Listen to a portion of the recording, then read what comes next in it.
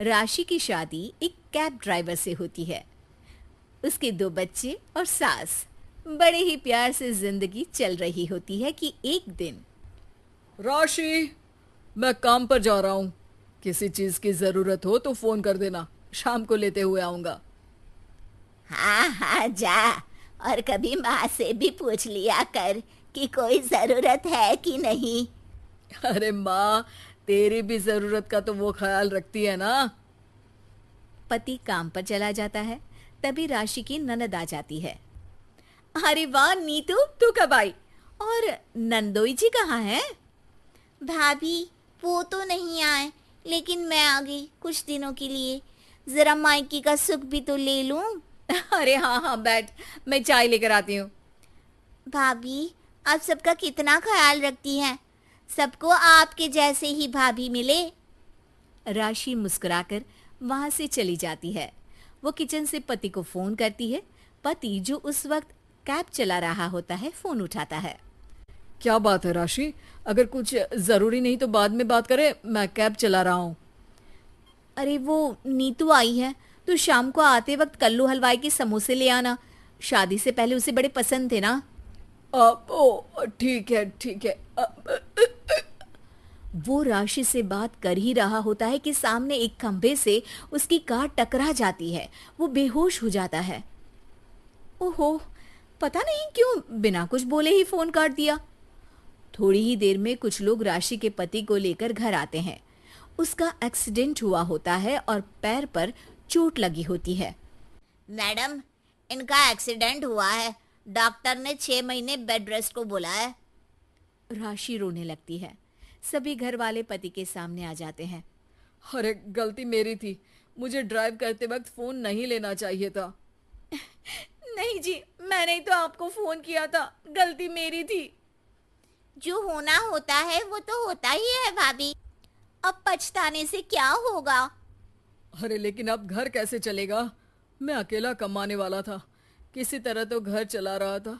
रोज की कमाई रुक जाएगी तो बच्चे कैसे पलेंगे? मैं कुछ मदद कर दूंगी भैया, इनसे भी बात कर लेती हूँ। अरे नहीं नहीं, तू बेटी है इस घर की, तुझसे पैसे लेना अच्छा नहीं लगेगा हमें। तो क्या करेंगे, भूखे तो नहीं मरेंगे ना। तू औरत होकर कर क्या सकती है, और मेरी भी उम्र हो चुकी है। वैसे आप लोगों को एक बात बोलूं, अगर बुरी ना लगे तो। हाँ हाँ बोलो ना। भाभी आप तो इतनी अच्छी ड्राइव कर लेती हो, कैब क्यों नहीं चलाती? भैया की कैब को कुछ दिनों तक आप ही चला लो। अरे नहीं नहीं, इससे अच्छा तो हम लोग भूखे ही मर जाए। नीतू को माँ की बात पर गुस्सा आ जाता है। माँ तुम चुप रहो, करना तो कुछ है नहीं, बस बैठ कर दुनियादारी देखो। समाज नहीं आएगा तुम्हारे बच्चों को खाना खिलाने। राशि को थोड़ी हिचक होती है, लेकिन नीतू की बातों से उसे हौसला मिलता है। अगले दिन सारी फॉर्मेलिटी के बाद राशि तैयार हो जाती है कैब चलाने के लिए। पति भी राशि को कैब ड्राइवर के कपड़ों में देखकर खुश होता है। राशि घर से बाहर निकलती है कि पड़ोसन बोल पड़ती है। अरे देखो देखो, कैसे पैंट शर्ट कस के निकली है कैब चलाने। हाँ भाई, कोई औरत को कैब चलाते देखा है कभी? लोगों की बातों की परवाह ना करते राशि कैब लेकर निकल जाती है और शाम को घर वापस आती है। माँ जी, आज की कमाई। अरे बहू, ये पैसे नहीं आते तो घर की तरकारी भाजी कैसे होती, और बच्चों की फीस भी। माँ जी सच कहूँ, लोग भी बहुत अच्छे मिलते हैं। देखते हैं कि जब लेडीज है तो सपोर्ट करते हैं। आज तो एक मीडिया वाले ने मेरा इंटरव्यू भी ले लिया। मैंने तो कह दिया, जब औरतें रॉकेट चलाकर चांद पर जा सकती है तो मैं कैब क्यों नहीं चला सकती। जीती रहे बहू, भगवान हर घर में तेरे जैसी बहू दे, जो घर की जिम्मेदारियों के साथ बाहर का बीड़ा भी उठाने योग्य हो। कोकिला का इकलौता बेटा प्रभास उसका लाडला था, लेकिन उसने अपनी मर्जी से कविता से शादी कर ली थी। इस वजह से कोकिला कविता को बिल्कुल पसंद नहीं करती थी। वो तो अपने बेटे प्रभास की शादी अपनी सहेली की बेटी डॉली से करवाना चाहती थी। एक दिन कविता कोकिला को खाना ला कर देती है। कविता के जाने के बाद कोकिला अपने पास रखी एक पुड़िया बाहर निकालती है और उसमें रखा सारा नमक और मिर्च खाने के ऊपर डाल देती है। हे भगवान, मेरी तो किस्मत ही फूट गई है। क्या हुआ माँ? अब क्या बताओ बेटा, जब से तू इस कविता को घर लाया है ना, तब से मैं अच्छा खाने को तरस गई हूँ। जरा ये चख के तो देख, इसमें कितनी मिर्च है और सारा नमक भरा पड़ा है। अब मैं ये खाना खाऊंगी क्या? हाँ माँ, इसमें तो सच में बहुत नमक है। शायद गलती से पड़ गया होगा। छोटी मोटी गलतियां तो सभी से हो जाती है। तुम अपना मूड क्यों खराब कर लेती हो? तभी कविता भी रसोई घर से वहां आ जाती है। माँ जी, गलती मेरी है, आप नाराज मत होइए। मैं आपके लिए फिर से खाना बना कर ले आती हूँ। वाह वाह बेटी, तेरे बाप के घर मुफ्त का राशन आता होगा, हमारे यहाँ नहीं। इस तरह रोज रोज खाना बनाकर फेंकेंगे तो एक दिन हम सड़क पर आ जाएंगे। एक भी काम ठीक से नहीं करती। पता नहीं कहाँ से मेरे भोले भाले बेटे को अपनी जाल में फंसा के उससे शादी करके इस घर में आ गई। अब बस भी करो माँ, तुम इस घर की बड़ी हो, इस तरह की बातें तुम्हें शोभा नहीं देती। कविता, तुम भी आइंदा ऐसी गलती मत करना। अच्छा, मुझे देर हो रही है, मैं ऑफिस के लिए निकल रहा हूँ। प्रभास वहां से चला जाता है और कविता भी रसोई घर में चली जाती है। तू चाहे कुछ भी कर ले बेटा, मैं इस डायन को घर से निकाल कर रहूंगी और डोली को अपनी बहू बनाकर ले आऊंगी। आखिर मेरा नाम भी कोकिला है, मैंने भी कच्ची गोटियां नहीं खेली।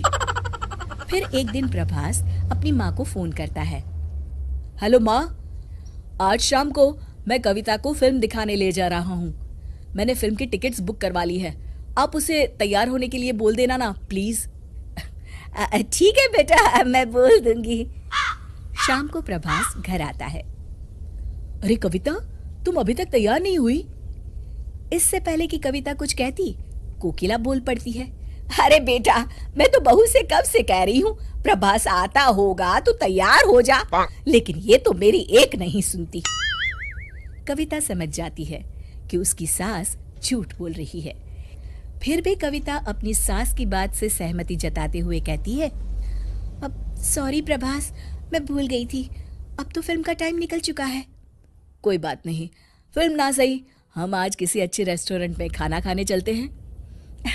हाँ ये ठीक है, आप रुकिए, मैं अभी तैयार होकर आती हूँ। थोड़ी देर के बाद दोनों बाहर चले जाते हैं। पता नहीं इस चुड़ैल ने मेरे बेटे पर कौन सा जादू मंतर करके रखा है। मेरा बेटा तो बस हर वक्त इसके पीछे दुम हिलाते घूमता रहता है। कोकिला प्रभास को कविता के खिलाफ भड़काने का कोई मौका नहीं छोड़ती थी, लेकिन कविता उसके इस बर्ताव को अनदेखा करके दिन रात अपने सास ससुर की सेवा करती थी। कुछ दिनों के बाद डॉली वहां आती है।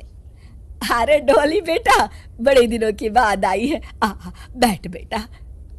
मैं यहाँ बैठने नहीं आई हूँ माँ जी, मैं आज फैसला करने आई हूँ।